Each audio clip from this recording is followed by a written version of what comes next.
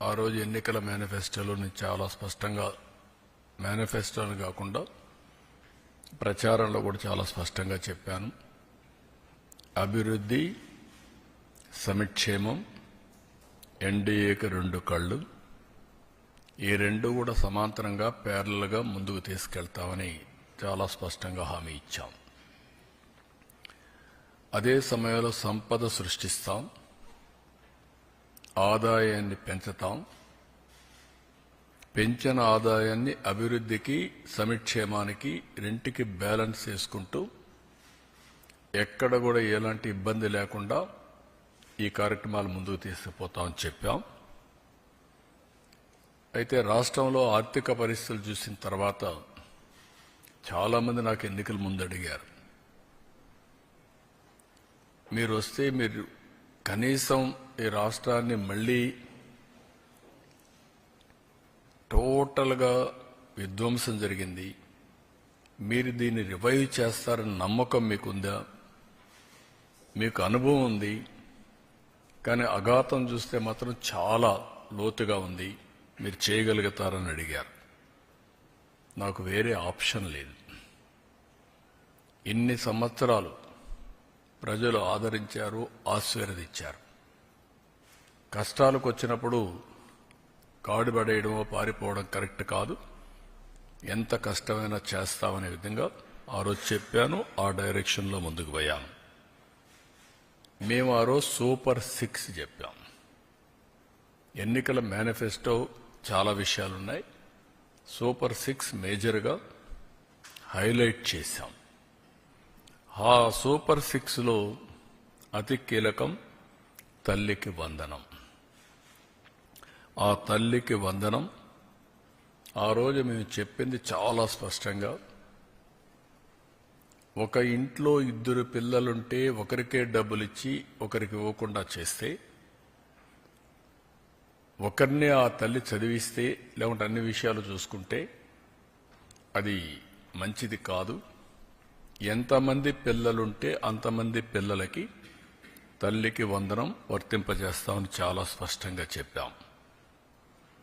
ఈరోజు మీరు చూస్తే 67 లక్షల మందికి దగ్గర 10,091 కోట్ల రూపాయలు టోటల్గా ఖర్చు అవుతుంది.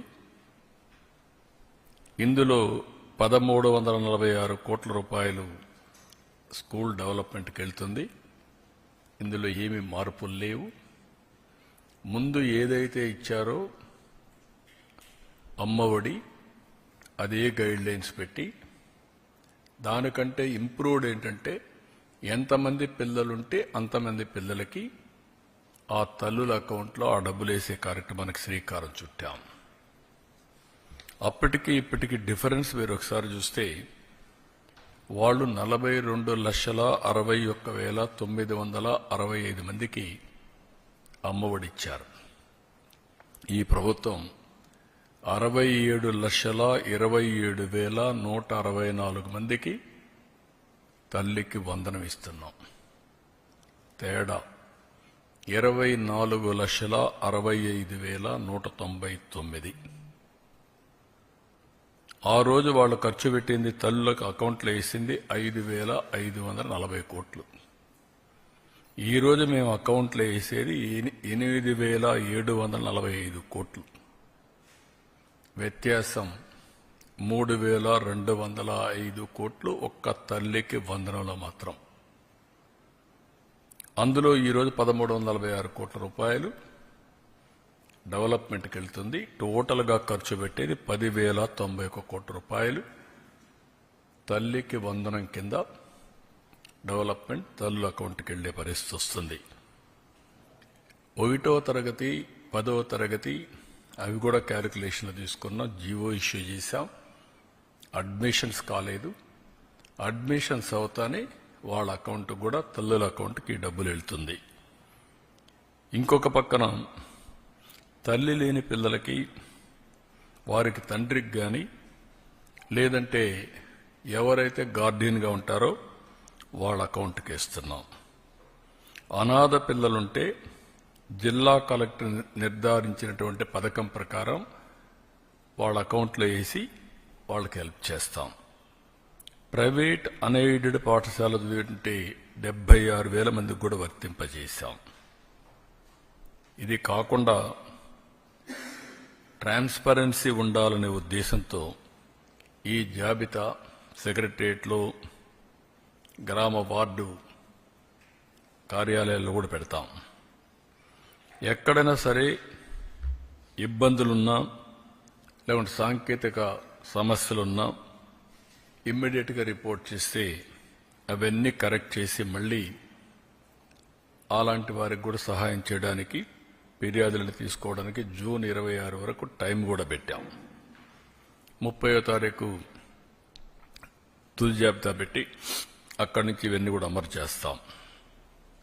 ఇంకొక పక్కన ఇప్పుడు ఇచ్చింది 2 నుంచి 10వ తరగతి వరకు ఇంటర్మీడియట్ సెకండ్ ఇయర్కి బీసీల్లో చూస్తే 29,82,000 మంది వస్తున్నారు.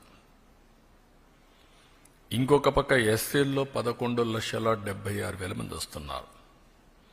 ఎస్టీలు 4,26,000 మంది వస్తున్నారు. మైనారిటీలు 66,500 వస్తున్నారు.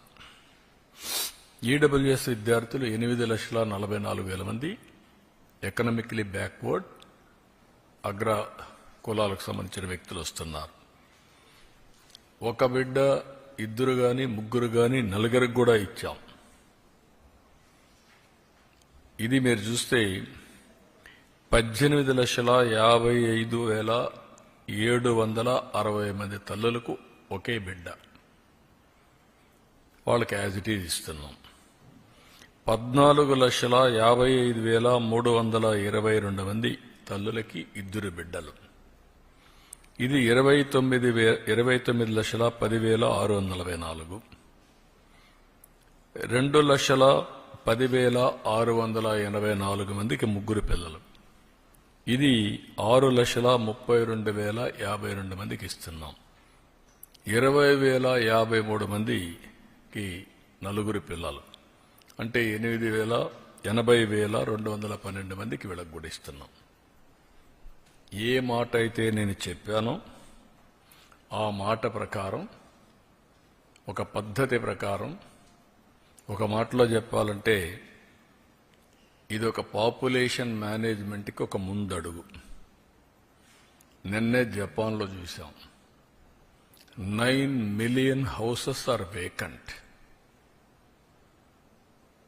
ఇంకొక పక్కన ప్రపంచం అంతా కూడా ఏజింగ్ ప్రాబ్లం, రెండోది ఎకానమీ కూడా దెబ్బతినే పరిస్థితి వస్తున్నాయి. మన భారతదేశం మీరు చూస్తే 146 కోట్ల జనాభా, చైనా 130 కంటే తక్కువ ఉంది. అయితే భారతదేశం కూడా రీప్లేస్మెంట్ లెవెల్ లేదు. 2.1 ఫెర్టిలిటీ రేట్ ఉంటే రీప్లేస్మెంట్, అది 1.9కు వచ్చింది. ఆంధ్రప్రదేశ్ అయితే 1.5 ఆ ప్రాంతంకి వచ్చేసాం. సౌత్ ఇండియా మొత్తం ఆ పరిస్థితిలోకి వచ్చాం. అందుకే ఇప్పటికే ఫ్యామిలీ ప్లానింగ్ నుంచి డెమోగ్రఫిక్ మేనేజ్మెంట్ వైపు అడుగులేస్తున్నాం. ఒకప్పుడు 2 పిల్లల కంటే ఎక్కువ ఉంటే స్థానిక సంస్థల్లో పోటీ చేయడానికి అర్హత లేదు. ఇప్పుడు అది తీసేశాం. 2 పిల్లల కంటే తక్కువ ఉంటే పోటీ చేయడానికి అర్హత లేదని కొత్తగా పెట్టాల్సి వస్తుంది. అందులో రెండో స్టెప్ మీరు చూస్తే ఎక్కడికక్కడ